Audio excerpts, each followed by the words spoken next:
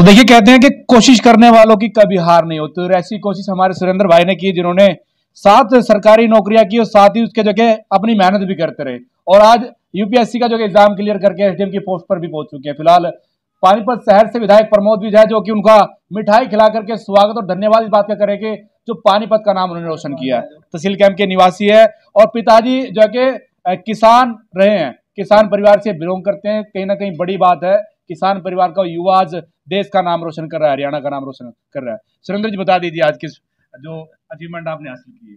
देखिए सर, मैं ये कहना चाहूँगा, हमारा हार्डवर्क, लोग कहते हैं कि आपका हार्डवर्क था। मैं ये कहता हूँ हार्डवर्क कुछ काम नहीं आता अगर सरकार की पारदर्शिता और पॉलिसी फेयर नहीं होती तो मैं आज इस चैनल के माध्यम से हमारे माननीय विधायक प्रमोद विज जी और जो हरियाणा सरकार है मनोहर लाल खट्टर जी का हार्दिक अभिनंदन करता हूँ और उनका आभार व्यक्त करता हूँ, ताकि मेरे जैसे युवा जितने भी आगे आएँ तो उनको ईमानदारी से और मेहनत के बल पर नौकरी मिले, ना कि पैसे और सिफारिश के बल पर। तो जो बात इन्होंने सरकार ने कही है बिना पर्ची बिना खर्ची, वो वास्तव में साबित हुई है। ये बिल्कुल विधायक जी, बिना खर्ची बिना पर्ची और पारदर्शिता की जो बात कहीं ना कहीं जो सरकार कहती है वो कहीं ना कहीं आज कारगर साबित होती हुई नजर आ रही है। ये जीता जागता उदाहरण ये भाई आपके साथ खड़ा है। सच्चाई छुप नहीं सकती ना, आपके सामने आ गई ना सच्चाई। और ये ऐसे एक बच्चा नहीं, सैकड़ों बच्चे नौकरियां लग रहे हैं। और देखो, एक खुशी की बात की सुरेंद्र बता रहे थे कि इससे पहले भी हरियाणा में मुख्यमंत्री जी की सरकार में, मनोहर सरकार में, ये बच्चा 10 बार सरकारी नौकरियां ले चुका है और हर बार प्रयास करता था एससीएस का। अब इसने एससीएस क्लियर किया है। जो बात हम कहते हैं, मनोहर लाल जी कहते हैं, बिना पर्ची बिना खर्ची के सरकार चल रही है, नौकरियां बच्चों को मिल रही है, आज साबित करके दिखा दिया है इस बच्चे ने। बहुत बहुत सुरेंद्र को मैं मुबारकबाद देता हूँ, पूरे परिवार को मुबारकबाद देता हूँ। तहसील कैंप का हमारा बच्चा रहने वाला है और सभी साथियों में बहुत खुशी की लहर है। और एक बात और आपको बताता हूँ, इससे दूसरे जो बच्चे पढ़ रहे हैं उनको प्रोत्साहन मिलता है कि अगर एक बच्चा अचीव कर सकता है तो दूसरा भी करेगा। नहीं तो ऐसी ऐसी सरकारें हमने देखी जहाँ करोड़ों रुपए एससीएस क्लियर करने में लग जाता, फिर नौकरी मिलती थी और अच्छा पढ़ा लिखा बच्चा रह जाता था। माननीय मनोहर लाल जी का बहुत बहुत धन्यवाद है, मुख्यमंत्री जी का, जो ऐसी सरकार में बिना पर्ची बिना खर्ची के चल रही है और जो योग्य बच्चे हैं उनको नौकरी मिल रही है। इसके लिए उनका बहुत बहुत धन्यवाद है। सुरेंद्र जी, आप बता दीजिए, 7 नौकरियां आपने सरकारी की हैं, पहले 10 की हैं और उसके बाद ये मुकाम हासिल किया है। देखिए, मैं ये कहना चाहूँगा, मैं जिस परिवार से था, मेरे माता पिता लगभग 5 पढ़े हुए थे। हमारी भैंसों की डेयरी थी, दूध निकाल डेयरी और फार्मर थे, तो हमें उनको इतना ही गाइडेंस नहीं थी, पढ़े लिखे नहीं थे। जब किसी ने एडवाइस किया कि भी ये नौकरी करनी चाहिए तो हमने पहले ले ली, फिर दूसरी, इस तरह से परिश्रम करते गए। लेकिन इन्हीं लास्ट 7-8 सालों में मेरी ये 11वीं नौकरी है जिसमें मेरा सिलेक्शन हुआ है। मेरी ये तमन्ना थी मैं सिविल सर्विस में जाऊँ, क्योंकि मुझे ये था कि सिविल सर्वेंट एक जो सोसाइटी की सेवा कर सकता है वो काफ़ी सशक्त रूप से कर सकता है।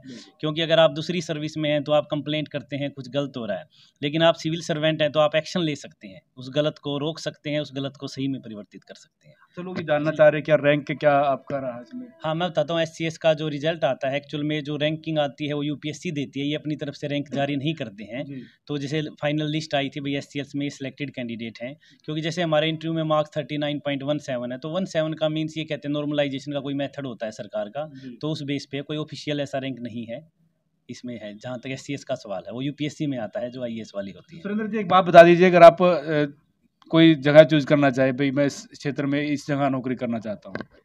देखिए, क्षेत्र की बात ऐसी है, पूरा हरियाणा है हमारा, ये है वो मनोहर लाल जी की बात है, हरियाणा एक हरियाणवी एक, तो सारे ही राज्य एक समान है। जहाँ सरकार आदेश करेगी हम वहीं सेवा करेंगे, लोगों की जिस पद पर नियुक्त करेगी उसी पर सेवा करेंगे। पद कोई भी हो वो मायने नहीं रखता, मायने रखता है हमें अपने लोगों की सेवा करनी है। आपने तो कहते हैं ना, हाथी के पाँव में सबका पाँव, मतलब जहाँ जो सब सेवा करनी है। जी जी बिल्कुल, लक्ष्य ये, क्योंकि मैंने यूपीएससी आईएएस क्वालिफाई किया है, मैंने पांडिचेरी में सर्विस की थी 1 ईयर, उसके बाद मैंने रिजाइन किया कि मेरा उद्देश्य ये रहा कि मैं अपने लोगों की सेवा करूँ सबसे पहले। विधायक जी, किसान परिवार से ये युवा है और इन्होंने आज कहीं ना कहीं पानीपत का भी, हरियाणा का भी, देश का भी नाम रोशन किया है। आप क्या कहेंगे, आपकी विधानसभा का ये युवा आज एचसीएस के जो कि एग्जाम क्लियर कर चुके हैं? मैं कह रहा हूँ ना कि खुशी की बात तो है ही हमारे लिए, दूसरे बच्चों के लिए प्रोत्साहन है ये।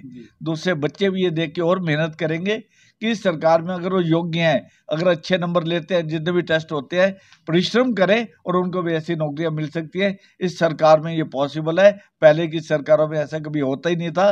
पहले तो लायक बच्चे रह जाते घर पे और पैसे वाले जो अपना काम कर जाते थे। पर मनोहर लाल जी का, मुख्यमंत्री का बहुत बहुत धन्यवाद है। उनकी पॉलिसीज के अंतर्गत बच्चों को पूरा अपना विकास करने का मौका मिल रहा है और ऐसे बच्चे और आगे बढ़ेंगे, हमारे लिए फख्र की बात है। देखिए, हमारी तरफ से बहुत बहुत शुभकामनाएं हैं भाई को, क्योंकि कहीं ना कहीं देश का नाम रोशन हुआ है और सरकार की कहीं ना कहीं अहम भूमिका है। पारदर्शिता तरीके से जिस प्रकार जो है कि युवा का चयन हुआ है अच्छे, इसमें तो कहीं ना कहीं बड़ी बात है और कहीं ना कहीं युवाओं के अंदर जो चेतना जागेगी और वो जाके मन लगा करके पढ़ाई करेंगे और अपने भविष्य को आजमाएंगे। आप लोगों से भी अपील है, आप लोग इस वीडियो को शेयर करते रहे। कैमरामैन आशु पांचाल के साथ मैं धर्मेंद्र इंसान।